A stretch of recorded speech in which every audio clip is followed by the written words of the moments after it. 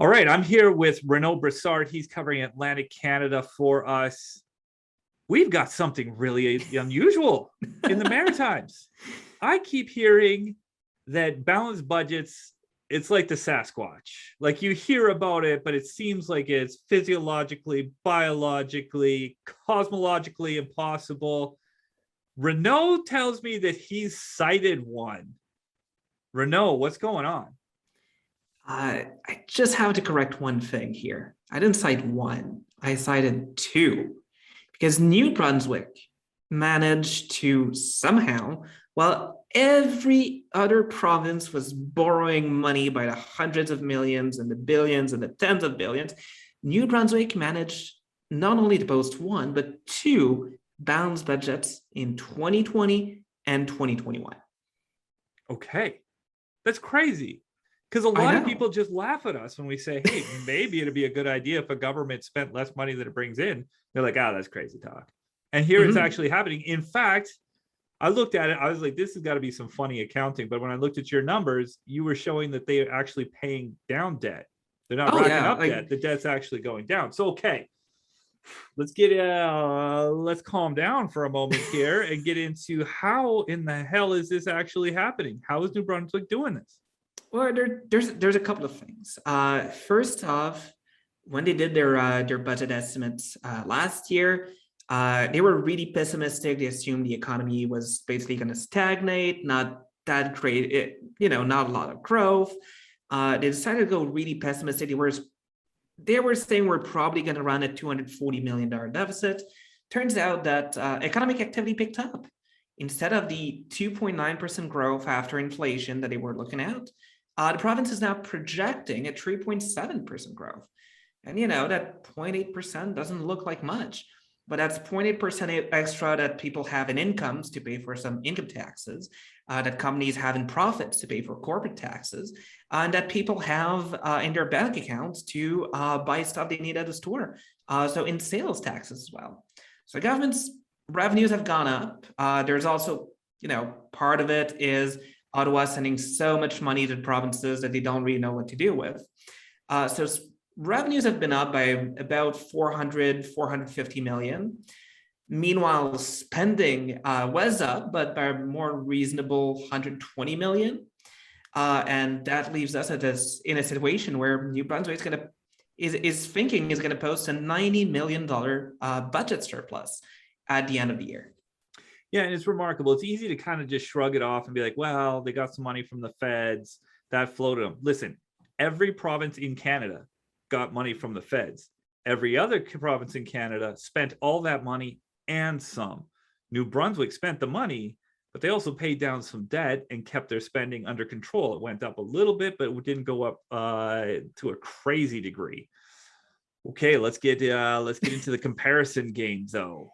So New Brunswick is paying down its debt. It's actually balanced the budget already and paying down its debt. Yeah, it's going down by 60 million this year. Once again, it's not a lot, but it's so much better than literally everybody else. Well, and 60 million in a pretty small province is actually some money. Okay, let's play the comparison game, though.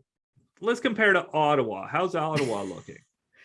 Definitely not paying down some debt. Currently looking at a $154 billion deficit. So not that great, Yeah, and when you compare it to Ottawa, the parliamentary budget officer is saying that Ottawa is not going to balance the budget until 2070. 2070, that is not much of a plan. Oh, no, I feel like if I have to wait until I need a cane to walk around by the next time I see a balanced budget, no, this is not a plan. This is just like letting things go and hoping everything's going to work out. Exactly. Okay.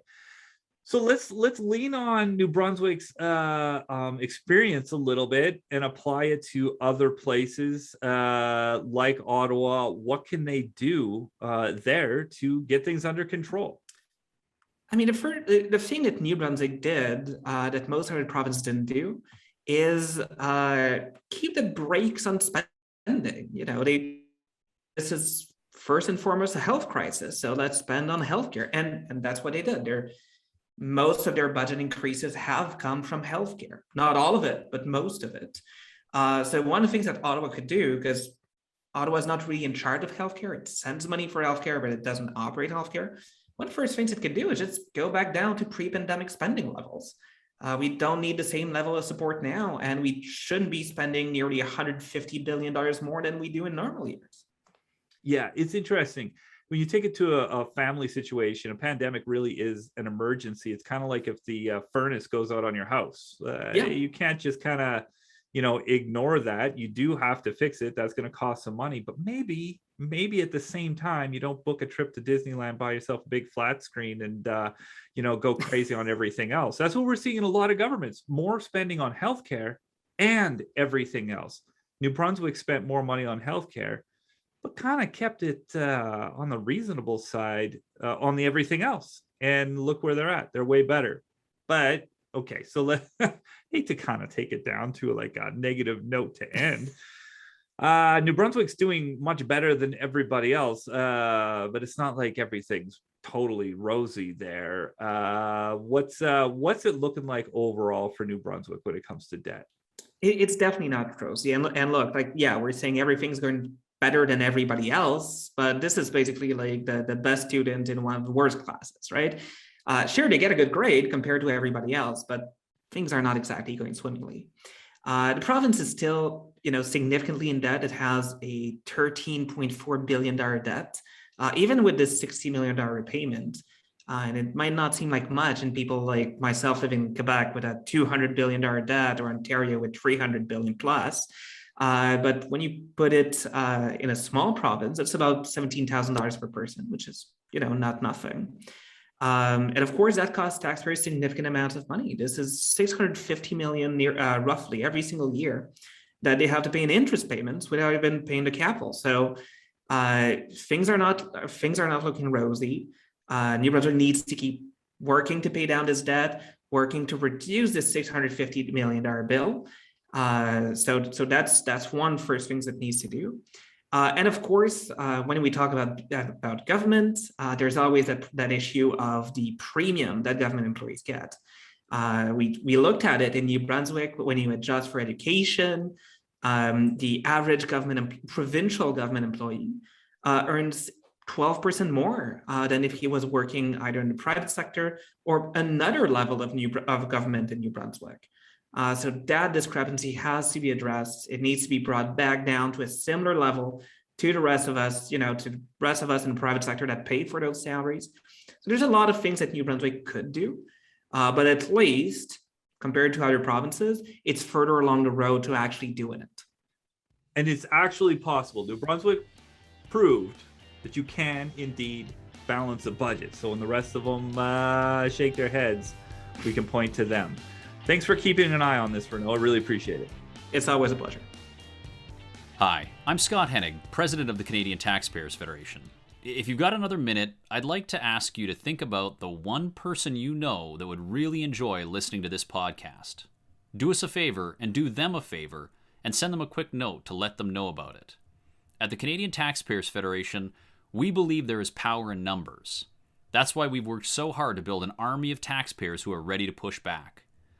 And we did it because people like you shared our work with that one person that they knew would really appreciate taking part. Thanks for listening, and thanks for doing your part to make Canada a better place.